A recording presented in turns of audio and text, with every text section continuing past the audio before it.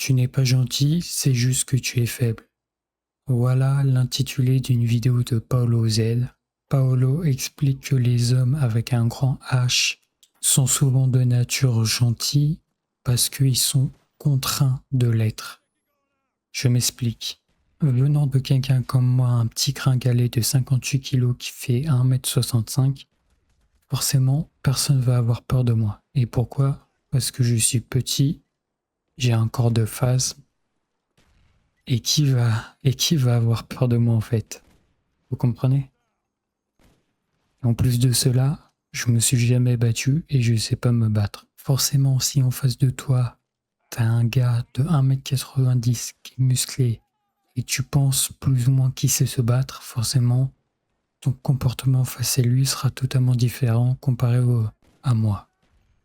Et c'est tout à fait normal, en fait, c'est la logique de pourquoi certains, du coup, se transforment, essaient d'avoir un beau corps, d'être musclés, etc., d'être en bonne forme et de plus ou moins avoir une allure de quelqu'un avec confiance en soi, que ce soit en faisant du sport de combat ou bien, comme j'ai dit, du coup, avoir des gros bras, des gros pecs et du coup, forcément, c'est impressionnant en allant à la salle. Cela, en fait, forcément, ça rétracte du coup les potentiels agresseurs ou personnes auxquelles qui pourront te confronter. Et c'est totalement normal, en fait. Et moi, puis moi, je m'imagine que, et puis forcément, moi, je pense que si j'ai voulu, j'ai le même physique, entre guillemets, la même taille qu'eux, même si je peux plus grandir, et je suis face au moi de maintenant, là, le petit gringalet, forcément j'aurais un peu une attitude supérieure vu que je serais plus grand, vu que je serais plus massif, etc. Forcément j'aurais plus confiance en moi. Bien sûr, ça dépend des personnes, même si certains sont musclés, etc. Ils n'ont pas forcément confiance en eux. Et bien sûr, ma réflexion, elle est totalement bête. C'est pas parce que je serai en face d'un plus petit ou autre que forcément je vais être supérieur à lui.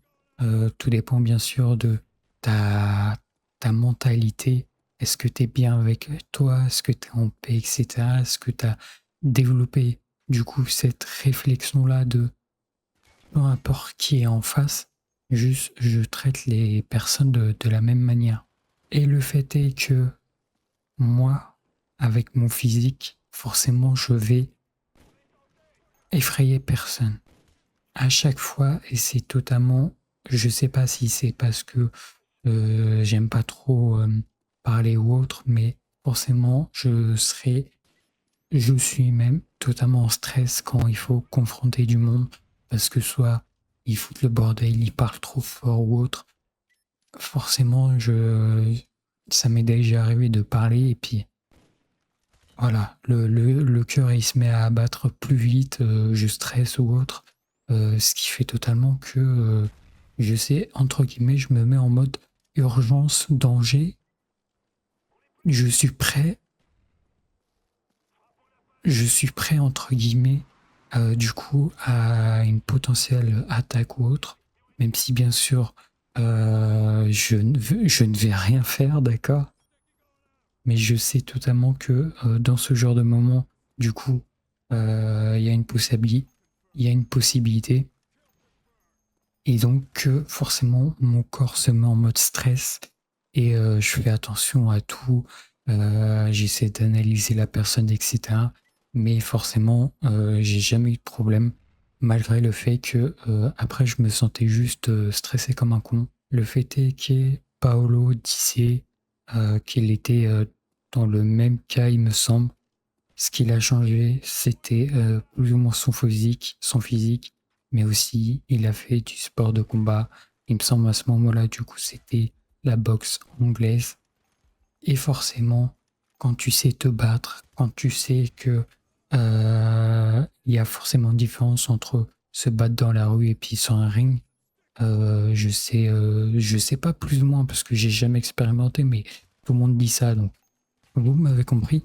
Mais forcément, si tu sais plus ou moins synchroniser tes coups, etc., même à la boxe, forcément dans la rue, tu saurais plus ou moins te battre. Et le fait est que si tu as une confiance en soi est telle que plus tu combats, forcément tu te connais mieux et puis tu sais plus ou moins ce que tu vaux, même si en face t'as un mec plus balèze ou autre. Forcément, essaie pas de faire le mec et puis essayer de le tabasser. Mais forcément, si tu sais te battre, etc., t'as plus ou moins, s'il y a un problème contre un mec en face, tu sais que tu vas pouvoir faire quelque chose si vraiment il est casse-couille ou autre. Alors que moi, par exemple, je pourrais rien faire. À la limite, je vais courir et je pense que c'est l'une des meilleures solutions dans la plupart des cas, dépendamment, bien sûr, de s'il sort une arme ou autre. On est d'accord. Si c'est seulement un jeu, il insulte et puis voilà, bon, ça le fait. Donc voilà, comment est-ce que je pourrais changer du coup ma situation de, entre guillemets, faux. Oh, ouais, en fait, c'est de la fausse gentillesse parce que je suis incapable de répondre aux autres. En fait, je suis impuissant. Parce que si je réponds, si tu fais quelque chose, c'est la plupart du temps, forcément, bah, c'est forcément moi le gars qui est inférieur au niveau du physique, de la taille ou autre. Même si, bien sûr, de toute façon, la taille, ça, c'est une chose que je pourrais pas changer. Donc, j'ai plus ou moins accepté ça. J'ai déjà vu des personnes qui font ma taille, qui sont balèzes et tout, donc faut s'inspirer de ce genre de personnes. Mais bref, la seule chose que je peux changer, c'est être athlétique et puis être musclé, un minimum baraque. C'est ce que je travaille du coup en ce moment, la muscu depuis début d'année. J'ai loupé très peu d'essence. Puis bah là récemment, je me suis mis à faire du sprint et tout pour travailler plus les jambes, le côté plus athlétique et aussi pour m'aider au niveau du basket, même si j'en fais pas en club, j'en fais juste en extérieur et tout, mais voilà, c'est toujours bien. Enfin bref, au moins avoir des bonnes jambes, ça permettra de courir plutôt facilement et d'avoir un cardio, un minimum. Sur du sprint 100-200 mètres, ouais, après faut juste que le mec derrière il soit pas boosté non plus, hein. On se sait.